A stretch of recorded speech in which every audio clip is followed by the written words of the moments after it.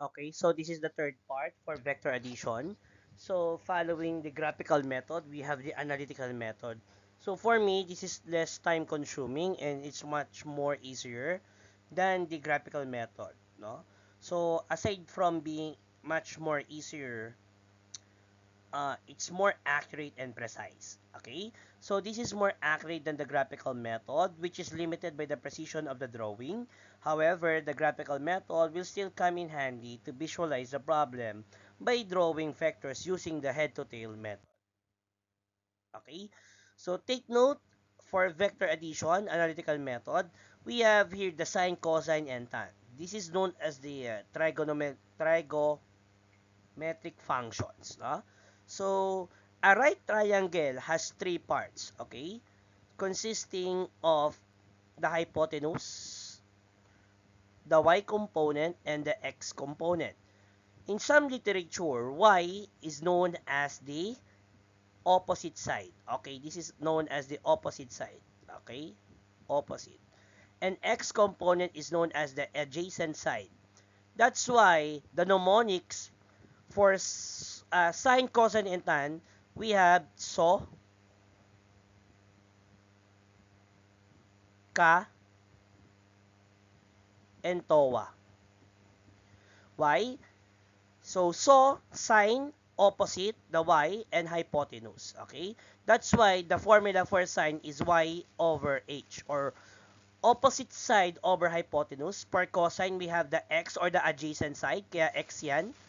Ka, kaya ka kasi cosine adjacent or x over h. And lastly, for tan, we have y over x or opposite over adjacent. Okay? So we will still use the Pythagorean theorem here, wherein v, or the resultant vector, is equal to the square root of b sub x squared plus b sub y squared. Take note that this is just the same as c is equal to the square root of a squared plus b squared, and same as d is equal to the square root of d sub 1 squared plus d sub 2 squared. Parehas lang po yan. Okay? However, if you will be asked to find for the angle of the resultant vector, we will imply the TOA. Okay? Tan y over x. However, if we're looking for the resultant vector's angle, we need to shift the tan into the negative. Okay? Kaya negative tan yan. Okay? So, in some cases, in some calculators, you need to solve for the tan first. So, tan, that is y over x, then shift tan. So, in some cases naman, pwede naman pong rekta. So, angle is equivalent to shift tan, y over x. Okay? So, let's give it a try. So, here, a plane flying due to north at 100.0 meter per second is blown by strong wind at 500.0 meter per second due to east. What is the plane's resultant velocity? Okay, so using the GRESA method, so we have here three or four significant figures. So the answer should have four sig pig. So following the GRESA method, let's have the given. So we have here v sub 1y kasi velocity ang ang given parehas eh.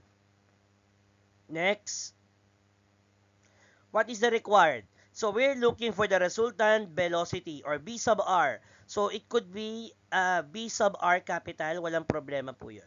It is just the same. So draw the vector diagram. Wait lang. So the drawing will be like this one. Okay? So, towards north kasi. So, wala naman po sinabing angle. So, it is still in x-axis and following the movement of the plane towards east at 500 meter per second. So, you can form a right triangle. So, take note that this line is our B sub R. And we will use the Pythagorean theorem for this. Equation. Okay, same lang po yan dito. Substitute the value.